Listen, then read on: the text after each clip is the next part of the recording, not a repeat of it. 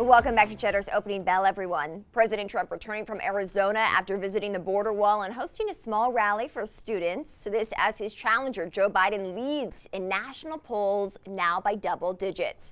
Joining us now to discuss is Cameron Joseph, senior political reporter for Vice News. Cameron, it's good to have you with us this morning. Let's take a look at this new poll here for the New York Times and Siena College, putting Biden 14 percentage points ahead of President Trump. We've been seeing numbers like this for a few weeks now. You can see the dichotomy on your screen. What does Biden need to do to hold this lead through the summer? I mean, that's the big question, right? If the election were held today, we would be talking about a landslide election.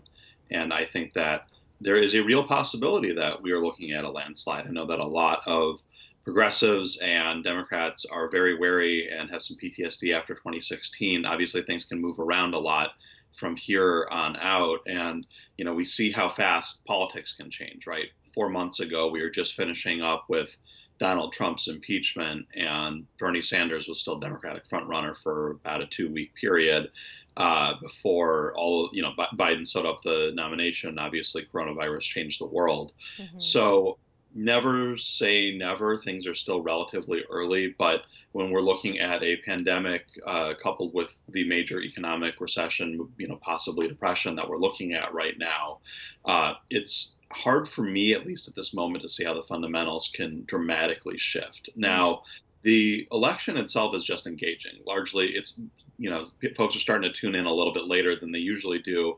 And the ad spending is starting to come a little bit later than it usually does, largely because of all of the chaos around coronavirus. So things may change now that Donald Trump is actually getting out on the campaign trail a little bit, going after Joe Biden a little bit. And Republicans are hoping they can turn this into a choice between two flawed candidates in the same way that they did with Hillary Clinton, rather than simply a referendum on the president. Because Republicans quietly acknowledged to me that if this is all about Donald Trump, they're going to get creamed in November. Interesting. So let's talk about we'll the rallies. Just quickly, Cameron, let's do acknowledge the rallies, right? Tulsa, obviously a major flop, 6,000 seats out of an arena of 19,000. Arizona, specifically with students there. Was the Arizona crowd one that you thought was notable for President Trump? I mean, honestly, I think crowds themselves are not a big driver of elections, so I tend to not look too much at crowd sizes. But I think what we saw in Tulsa was interesting, not because the crowd size was not that impressive, which is understandable given that there is a pandemic where you're not supposed to be in crowds. Even Trump supporters, I think a lot of them, when push came to shove, realized that it's probably not a good idea to be crowding into a massive arena with a bunch of other folks, especially since they skew older and the coronavirus tends to hit their populations a lot harder. But what was interesting to me about that was Trump's campaign manager bragging about 800,000 and then 1 million tickets that they had RSVP'd for, because you don't ever oversell what's going to happen. You always try and underpromise and overdeliver in politics. And that was a clear example of them either not actually knowing what the numbers meant, which is a very troublesome sign, or Brad Parscale, the campaign manager, essentially has already been on the ropes and criticized by a bunch of people, and basically trying to get a president who's very angry at him to relax and promising this great rally, knowing it might not actually come through. And so that shows more about internal problems within the Trump campaign than the actual size of the rallies to me. But this New York Times Siena poll, they're one of the best pollsters in the country. 14 points is huge. A double-digit lead at this point in the election. We've seen, except for some weirdness in the 2016 election, it was an unusual, fast-moving election where we saw some really big swings in the end. We never saw a 14-point lead for Hillary Clinton in the last month of the campaign. So if this holds, and I'm really interested to see, the actual polls that matter, which are the state-level polls that New York Times and Siena did, coupled with this new national poll, that matters a lot more, because the states that matter the most don't necessarily match the national mood. But we have seen state after state, and I'm talking to a lot of Republican and Democratic pollsters who are spending a lot of money on their own state and district level polls, and they said they're seeing this everywhere in some surprising places.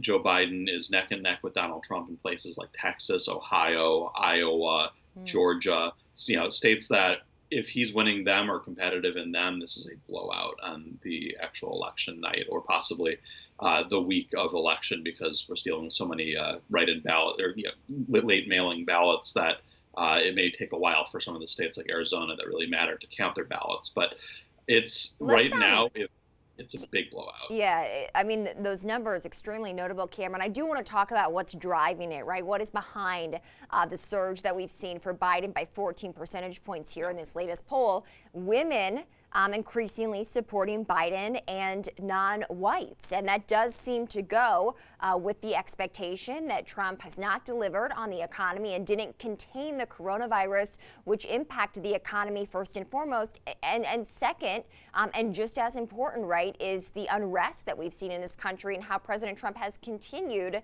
this divisive message. That seems as if maybe even perhaps more so that latter point is what drove some of these groups that were in the middle, more independents or on the sidelines, to support a potential President Biden. Yeah, I think it's going to be really interesting to see with Black Lives Matter protests around the country how hot this issue is in November. But Donald Trump is certainly doing as much as he can to pour gasoline on the fire. And I think he nearly burned his eyebrows off of how he's handled this. And so it'll be really interesting to see if we have huge Black turnout in the fall. Obviously, that could be key in a lot of states, but especially places like Michigan and even Pennsylvania, two states that Trump narrowly won, partially because we saw Black turnout plunge after Obama wasn't on the ticket. And a state like Georgia, which has a huge African American population, which, if it's competitive, would be very notable on election night, as well as Texas, which has a lot of Hispanics and Black voters. And basically, that's a big driver. I think it's also interesting seeing in this poll, and I've seen in a lot of other private polling, there is a dip amongst seniors for President Trump. They're the most consistent supporters of him. They're also the group that's most likely to turn out and vote. And so that is a real worrisome sign, especially in these older states like Pennsylvania, Wisconsin, Michigan, and Arizona, which has a really bifurcated population where a lot of the folks go to retire, a lot of old white seniors and young Hispanic voters who don't always turn out. But this could be brewing up to be Cameron, a perfect. We got to leave it there, but thank you for all of that insight. Cameron Joseph, he's a senior political reporter for Vice News. Cameron, thanks.